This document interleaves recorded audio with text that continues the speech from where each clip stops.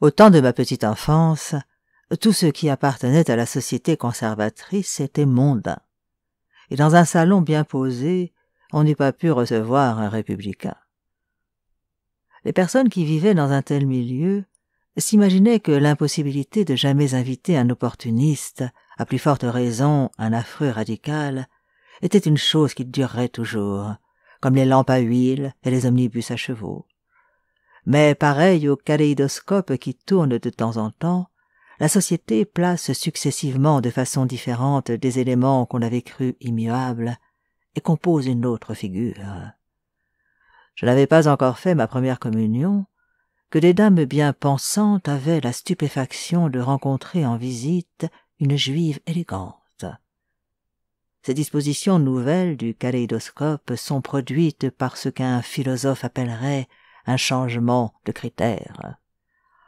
L'affaire Dreyfus en amena un nouveau à une époque un peu postérieure à celle où je commençais à aller chez madame Swann, et le kaléidoscope renversa une fois de plus ses petits losanges colorés. Tout ce qui était juif passa en bas, fût-ce la dame élégante, et des nationalistes obscurs montèrent prendre sa place. Le salon le plus brillant de Paris fut celui d'un prince autrichien et ultra-catholique. Qu'au lieu de l'affaire Dreyfus, il fût survenu une guerre avec l'Allemagne, le tour du kaléidoscope se fut produit dans un autre sens. Les Juifs ayant, à l'étonnement général, montré qu'ils étaient patriotes, auraient gardé leur situation, et personne n'aurait plus voulu aller, ni même avouer être jamais allé chez le prince autrichien. Cela n'empêche pas que chaque fois que la société est momentanément immobile, ceux qui y vivent s'imaginent qu'aucun changement n'aura plus lieu. De même qu'ayant vu commencer le téléphone, ils ne veulent pas croire à l'aéroplane. Cependant, les philosophes du journalisme flétrissent la période précédente, non seulement le genre de plaisir que l'on y prenait et qui leur semble le dernier mot de la corruption, mais même les œuvres des artistes et des philosophes qui n'ont plus à leurs yeux aucune valeur, comme si elles étaient reliées indissolublement aux modalités successives de la frivolité mondaine. La seule chose qui ne change pas est qu'il semble chaque fois qu'il y ait quelque chose de changé en France. Au moment où j'allais chez madame Swann, l'affaire Dreyfus n'avait pas encore éclaté et certains grands juifs étaient fort puissants. Aucun ne l'était plus que Sir Rufus Israels, dont la femme Lady Israels était tante de Swann. Elle n'avait pas personnellement des intimités aussi élégantes que son neveu, qui d'autre part ne l'aimant pas ne l'avait jamais beaucoup cultivé, quoiqu'il dût vraisemblablement être son héritier. Mais c'était la seule des parentes de Swann qui eut conscience de la situation mondaine de celui-ci, les autres étant toujours restés à cet égard dans la même ignorance qui avait été longtemps la nôtre. Quand dans une famille un des membres émigre dans la haute société, il décrit autour de lui une zone d'ombre, une terra incognita fort visible en ses moindres nuances pour tous ceux qui l'habitent, mais qui n'est que nuit et pur néant pour ceux qui n'y pénètrent pas et la côtoient sans en soupçonner tout près d'eux l'existence. Aucune agence avaste n'ayant renseigné les cousines de Swann sur les gens qu'il fréquentait, c'est avec des sourires de condescendance qu'on se racontait dans les dîners de famille qu'on avait vertueusement employé son dimanche à aller voir le cousin Charles, que le croyant un peu envieux et parent pauvre, on appelait spirituellement, en jouant sur le titre du roman de Balzac, le cousin bête. Lady Rufus Israels, elle, savait à merveille qui étaient ces gens qui prodiguaient à Swann une amitié dont elle était jalouse. La famille de son mari, qui était à peu près l'équivalent des Rothschild, faisait depuis plusieurs générations les affaires des princes d'Orléans. Lady Israels, excessivement riche, disposait d'une grande influence, et elle l'avait employée à ce qu'aucune personne qu'elle connaissait ne reçût Odette. Une seule avait désobéi, en cachette. C'était la comtesse de Marsante. Or, le malheur avait voulu qu'Odette étant allée faire visite à madame de Marsante, Lady Israels était entrée presque en même temps. Madame de Marsante était sur des épines. Avec la lâcheté des gens qui pourtant pourraient tout se permettre, elle n'adressa pas une fois la parole à Odette. Odette, qui ne fut pas encouragée à pousser désormais plus loin une incursion dans un monde qui du reste n'était nullement celui où elle eût aimé être reçue.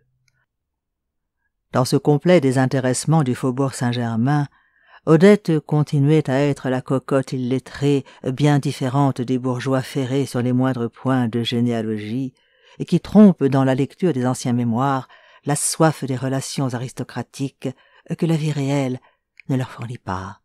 Et Swann, d'autre part, continuait sans doute d'être l'amant à qui toutes ces particularités d'une ancienne maîtresse semblent agréables ou inoffensives, car souvent j'entendis sa femme proférer de vraies hérésies mondaines sans qu'il cherchât à les corriger.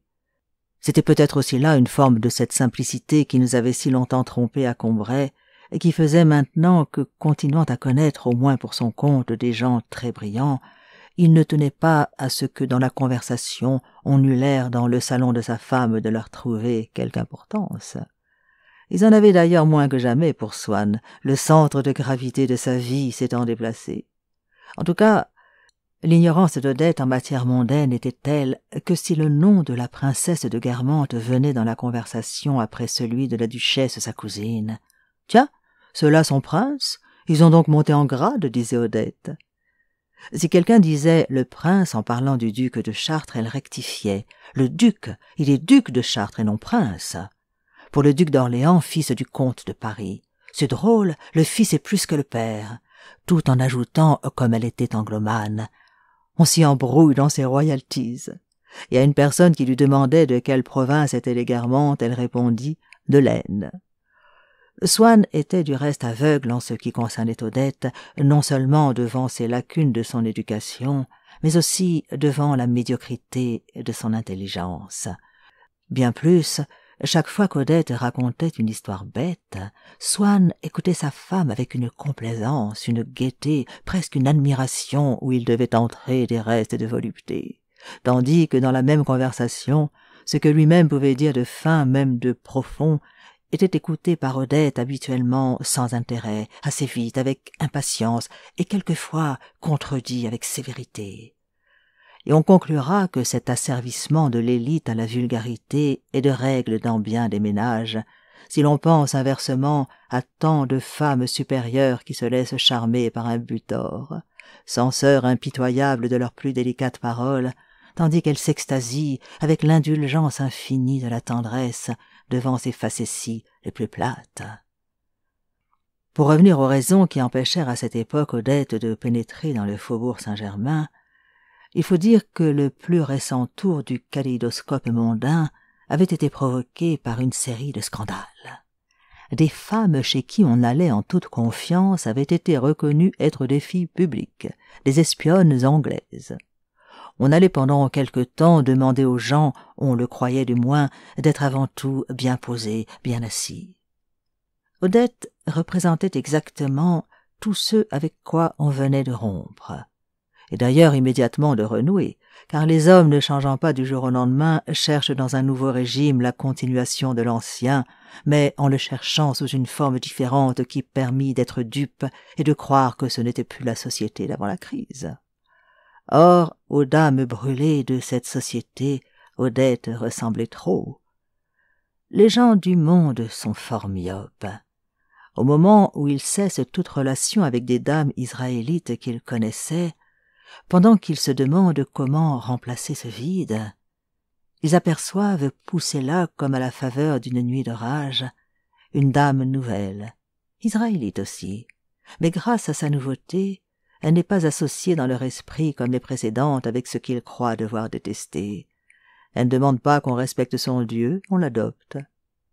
Il ne s'agissait pas d'antisémitisme à l'époque où je commençais d'aller chez Odette, mais elle était pareille à ce qu'on voulait fuir pour un temps. Swann, lui, allait souvent faire visite à quelques-unes de ses relations d'autrefois et par conséquent appartenant toutes au plus grand monde. Pourtant, quand il nous parlait des gens qu'il venait d'aller voir, je remarquais qu'entre celles qu'il avait connues jadis, le choix qu'il faisait était guidé par cette même sorte de goût, mi-artistique, mi-historique, qui inspirait chez lui le collectionneur. et remarquant que c'était souvent telle ou telle grande dame déclassée qui l'intéressait parce qu'elle avait été la maîtresse de Liszt ou qu'un roman de Balzac avait été dédié à sa grand-mère, j'eus le soupçon que nous avions remplacé à Combray l'erreur de croire Swann un bourgeois n'allant pas dans le monde par une autre, celle de le croire un des hommes les plus élégants de Paris.